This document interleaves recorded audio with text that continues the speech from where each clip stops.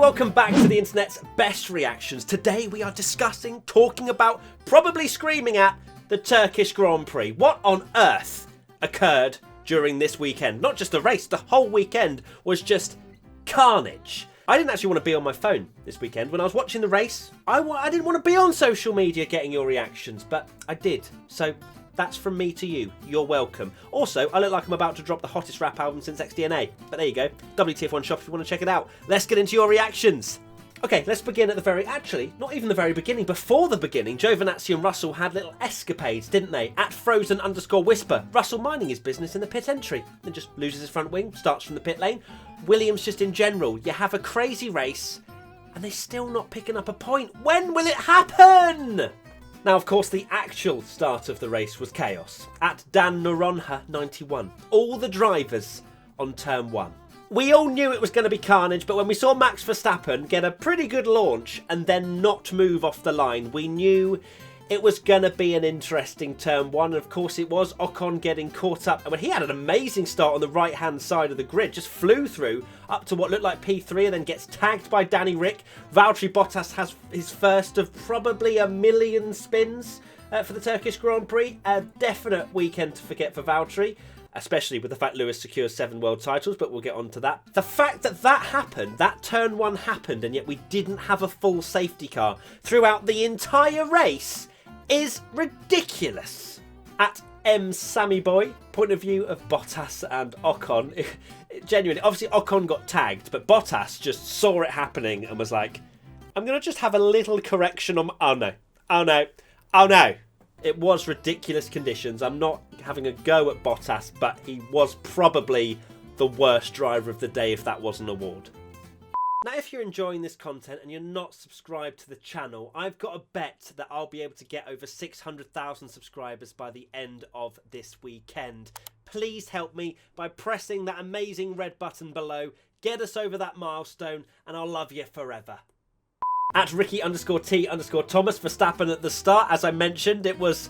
We thought, oh, hello, Verstappen may have a chance into turn 1, then just did not go anywhere.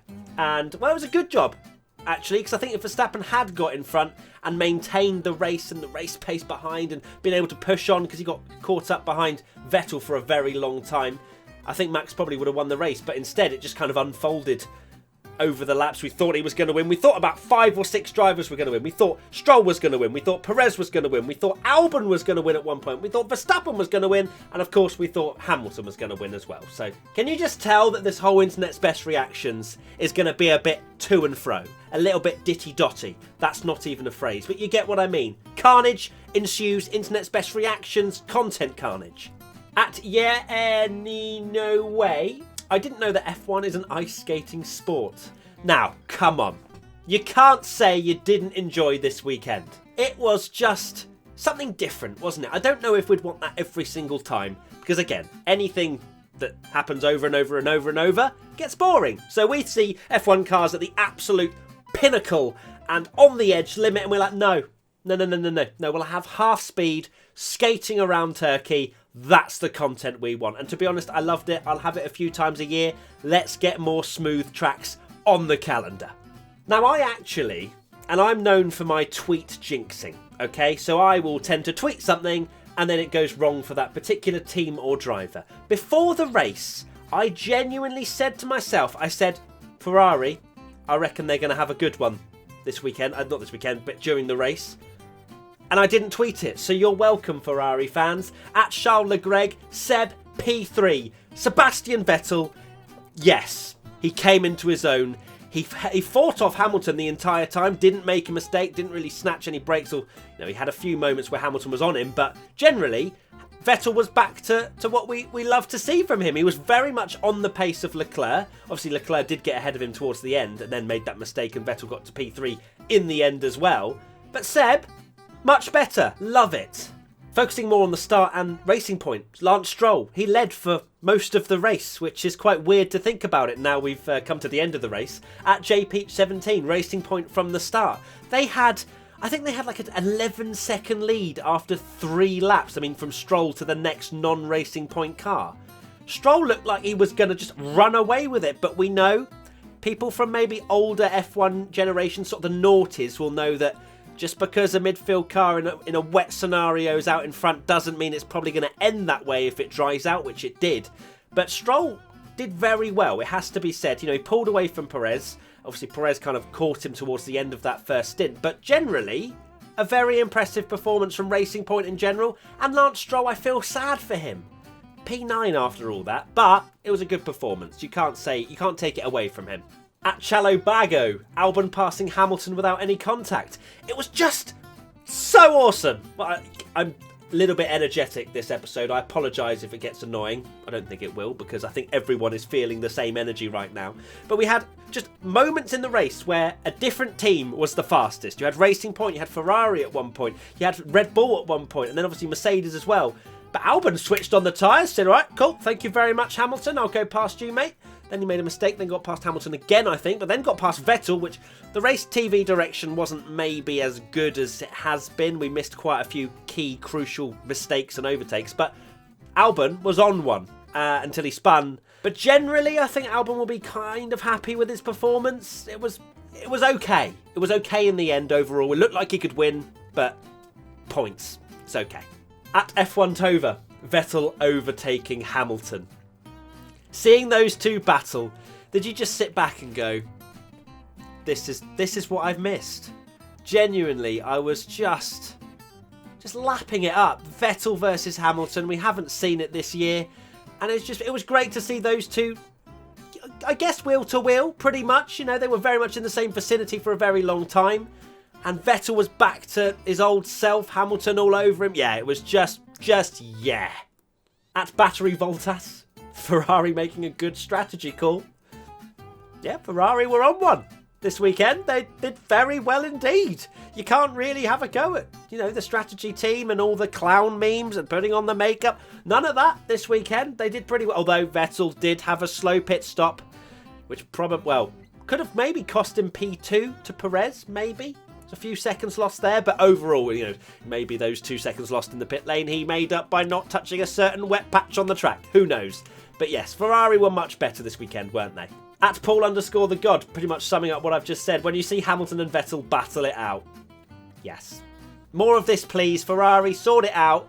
Let's have more skatey tracks on the calendar.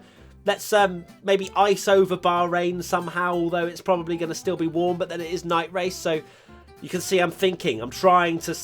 Bahrain outer could be chaos. Let's hope so. This made me laugh. At Fitball Fox, Russell 11th, if he gets points. Oh, it's good stuff. It really is. That's just a simple, very effective meme. At Lily K F1, Georgian P11. Lando Norris actually sent one into the final corner. I was like, oh my God, please don't crash, you two. You're the Twitch, well, part of the Twitch quartet. We can't have you two going at it and being hateful towards each other. Obviously, Russell was like, push me off the track. I think then Martin Brundle said, I'd rather that than all the niceties on social media. A bit more old school racing, and Lando sent it into the final corner. Fair play. So once Vettel and Hamilton were continuing to battle it out and we were reminiscing of the good old days, at O'Callaghan Emily points out that Alex Albon just went. And this was the part of the race where Red Bull were just on fire. This was the point where we had Albon, I think, in P3, and then the 2 racing points, and he was catching them at over 2 seconds a lap. I was like, this is it. Albon for the win. I messaged Tommy, the founder of WTF1, and said, this is happening. Albon's going to win. He didn't. That's not a jinx, though. Come on. He burnt out his tyres and then pitted, and everything kind of went a little bit worse for Albon, but overall, it was just exciting, wasn't it? Can you tell? I'm still very, very energetic. What a race we've had. I love the unpredictability. At Monty Leclerc, no one. Absolutely no one. Charles sat in the middle of the grid within 20 seconds either side, setting fastest laps. The fact that he was, I think he was maybe about 9th at that point. The fact that he was setting such blistering lap times put him in the hunt. He was kind of out of kilter in terms of when he pitted for fresh intermediates.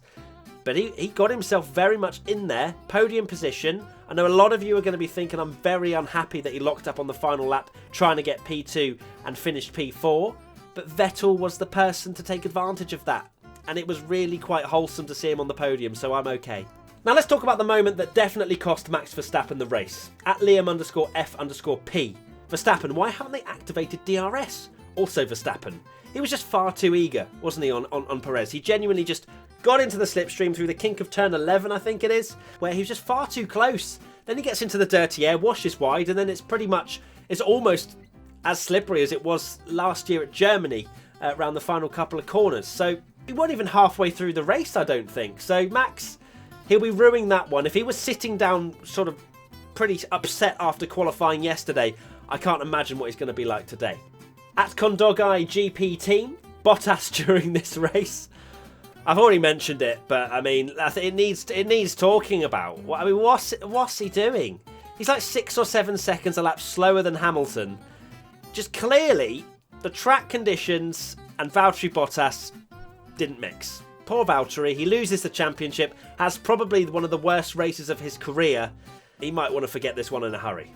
Now, this was a really interesting one, wasn't it? At 6mm glitter thing, everyone working out when to go on slicks.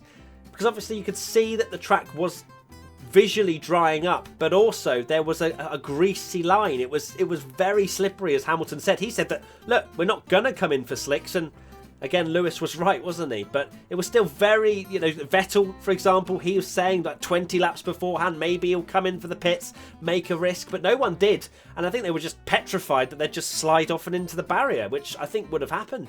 At Williams Gaming 1, did someone say 5-way fight for the lead? This was when Vettel started to catch up on the front three, and then Hamilton was catching up as well. I was sat there going, don't go on social media, Matt, you don't need to.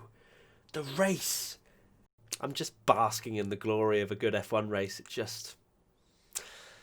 doesn't it just set you up for the best day ever?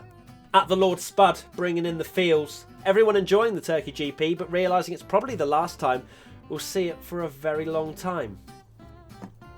It's true, isn't it? As much as this whole situation has been horrible and it is still an ongoing situation, we have been very lucky as F1 fans throughout this global pandemic to have such amazing circuits just step up and be like, yes, we will host an F1 race. But it probably will be the only time we do. Who has won Tweet of the Week? Now we're into Tweet of the Week, your favourite part of the show where you find out you've probably not won. I apologise, but Fanatec, there's only one prize. And this is it, Tweet of the Week. Let's get into it. At Lara Not So Croft, I present to you the Turkish Grand Prix of 2020. Now this was made before Mercedes won, obviously, but I think it pretty much sums up exactly what was going on. We didn't know who was really going to end up where. It was absolute chaos. So well done, Lara. You win Tweet of the Week. At I'm_PS Love. This comes from a Schumi fan as well, so I feel this tweet a lot. Schumi and Ferrari fans seeing Bottas in the bottom 10. We knew it was over. Come on, Schumi fans. We knew seven world titles was on the horizon for Hamilton. And to be honest, I wasn't even really focusing on that. I was just focusing on what an amazing race was occurring in front of us. And Hamilton just showed exactly why he deserves 7 world titles. At R4JDO_ Hamilton lapping Bottas. And it was sketchy as well, wasn't it? Bottas was just not in control. Going through turn 1, he just lost it onto the curb and then was just sat there. Hamilton got stuck. Can you imagine if Hamilton got stuck and then just crashed into his teammate? Yeah, Bottas was just... ugh. That's all it was, wasn't it? Just, ugh. At Alfie Short 9, Kimi and Max spinning at the same corner. This is when Crofty, who had many errors in the Turkish Grand Prix, I can allow a few, but I felt like it was getting a little bit over the top with how many driver identity mistakes he was making. And this was one of them where Max spun just behind Albon, I think it was. And then Crofty goes, no, Alex has spun! He genuinely did the whole... The Simpsons meme was like, oh no, force of habit. I didn't really act that out very well, but you know exactly which meme I mean. It wasn't Albon this time, it was Max, who spun a few times. And here it is, teeing myself up beautifully, at Gecko_Luke, Crofty naming the wrong driver time after time. Look at all those chickens. I love that meme so much, so well done, Luke. I think that's almost Tweet of the Week, but not quite, I'm sorry, Luke. There was a funny team radio. We continue to talk about Bottas, even though I said this is the last time we're going to talk about Bottas. We continue because he actually did quite a funny team radio. At Mars_NV, Bottas right now. Please God, just let this end. Yeah, I think it was 3 laps to go, and Bottas was hoping that it was a lot shorter. So yeah, one to forget, as I've always said. And Valtteri, I'm sure our Valtteri's tuning into IBR, and he probably would have turned off by now. So sorry. At Formula Libby, Lance, after his second pit stop, you have to feel for the man after leading for so long and then just coming out on the inters, and he said over the team radio that it was graining pretty much after the first lap he was out there. So yeah, it was painful for Lance. I would have liked to see him at least get a podium. He deserved it after his first stint, but Perez made it work on those intermediaries, I've called them now, because you saw in the middle there was just a strip of just dry tyre where they'd just worn away. Him and Hamilton had just created a new tyre, and I loved it. At Rage Chaos 13, Lewis making history while Seb shares the podium with him. Now what a time for Lewis Hamilton to secure 7 world titles and match Schumacher's record. It was a race where we'd pretty much, all of us had written him off, hadn't we? Come on. Or at least some of us, most of us. The majority of us had written him off because of the pace. He just wasn't there. He couldn't get past Vettel.